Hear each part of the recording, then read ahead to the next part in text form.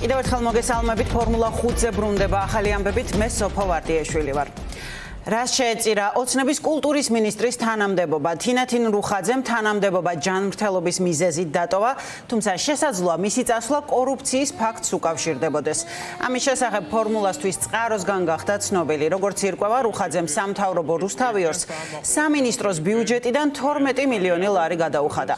ოპოზიციის წარმომადგენლების ინფორმაციით კი სწორედ ამის გამო დაიბარეს ის პროკურატურაში დაკითხვაზე.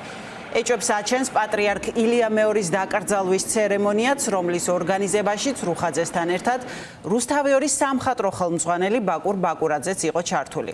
პროექტი ქართული, რომლისთვისაც 12 მილიონი გადაიხადეს, სიმღერის კონკურსია.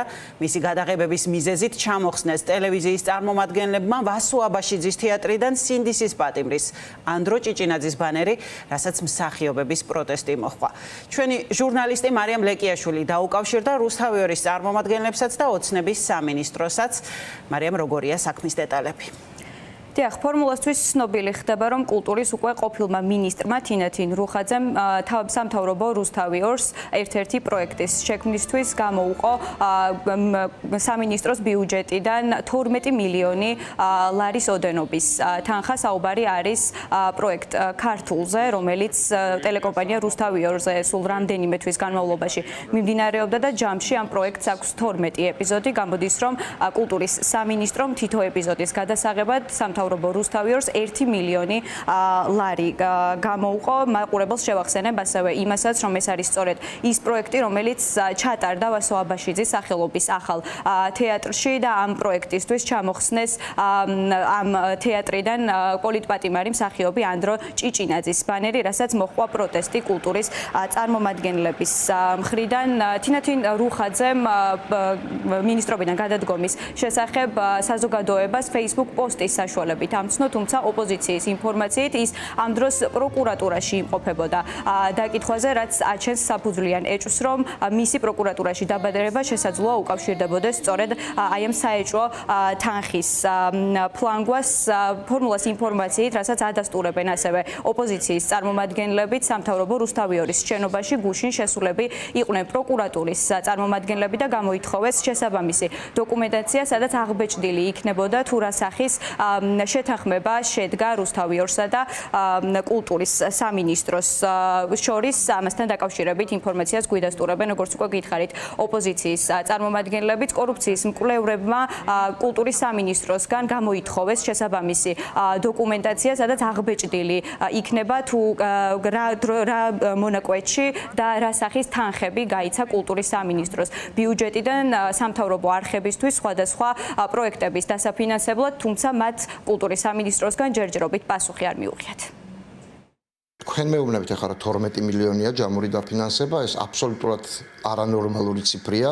რამენაირად მიკეთებია პროექტები და ბევრად უკეთესი, ვიდრე აი ეს რაღაცა მართლა საშინელი პროექტი იყო და ესეთი პროექტები ერთი სეზონი 1.5 მილიონი ლარზე მეტი ყველაზე უკეთეს შემთხვევაში, ყველაზე უფრო ასე ვთქვათ, მსხვილად დაფინანსების შემთხვევაში უბრალოდ არ ჯდება. თუ მართლა 12 მილიონი ამ პროექტზე გახარჯული, ეგ ნიშნავს, რომ 3/4 მინიმუმ სახშია წაღებული. მე ვიცი, რომ ამ დოკუმენტაციას სწავლობს უკვე პროკურატურა. მეორე თიკა რუხაძე როგორც მოხსნეს და განსაკუთრებით როგორც დანიშნეს მისი შემცვლელი და ვინც დანიშნეს, ძალიან მკაფიო ინდიკატორია იმისი, რომ მას ელოდება სამწუხაროდ არ გამეხარდება არც ერთი ქალის ციხეში შეშვება, მაგრამ ყველა თვითონ წყვეტს საკუთარი ცხოვრების ბედს. 12 მილიონი რო წარმოვიდგინოთ, ეს არის საქართველოში ყველა თეატრის და მუზეუმის და ბიბლიოთეკის ერთიან დაფინანსებაზე მეტი. რა თქმა უნდა, შესასწავლია მთელი ეს პერიოდი, რამდენად რაციონალური იყო ეს ხარჯი, რამდენად მნიშვნელოვანი იყო და რამდენად ჭირდებოდა საქართველოს მოქალაქეებს აღნიშნული პროექტების დაფინანსება კულტურის მიმართულებით, მაშინ როდესაც კულტურის სფეროში უამრავი პრობლემა არის მოსაგვარებელი და ეს თანხა იქნა დახარჯული მხოლოდ და მხოლოდ იმის გამო, რომ გამოიკვებოს და ფინანსური პრობლემა არ შეექმნას ქართული ოცნების პროპაგანდისტულ არხებს. ანუ ამ მიმართულებით გამოძიება ჩასატარებელია. მე პირადად გაგზავნილი მაქვს რამდენიმე წერილი კულტურის სამინისტროში, ველოდები პასუხებს ამ მიმართულებით.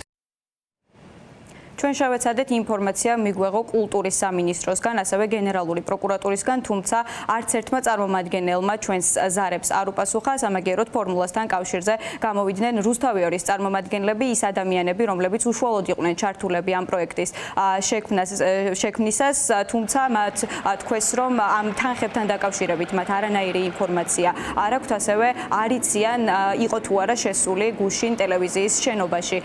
პროკურატურა ჩვენ ასევე ვესაუბრეთ რუსთავიორის ყოფილ დირექტორს და ახლა უკვე სამხატვრო ხელმძღვანელს ბაკურ ბაკურაძეს, რომელმაც ჩვენს ტელევიზიასთან კომენტარის გაკეთება არ ისურვა. ტელეკომპანია ფორმულადან გირეკავთ. არ ვიცი კომენტარს მაგმობთ. კულტურის სამინისტრომ 12 მილიონი გადმოგცათ რუსთავიორის დირექტორი, როდესაც იყავით. წარმოდგენა არ მაქვს ამასთან დაკავშირებით.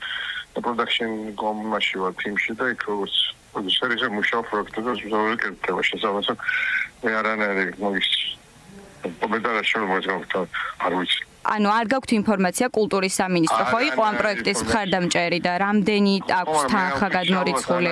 მე ოფიციალურად არ მეკუთვნი. თუ ოფიციალურად მე არ მეხება და რა უნდა ვიჭორაო, რა უნდა.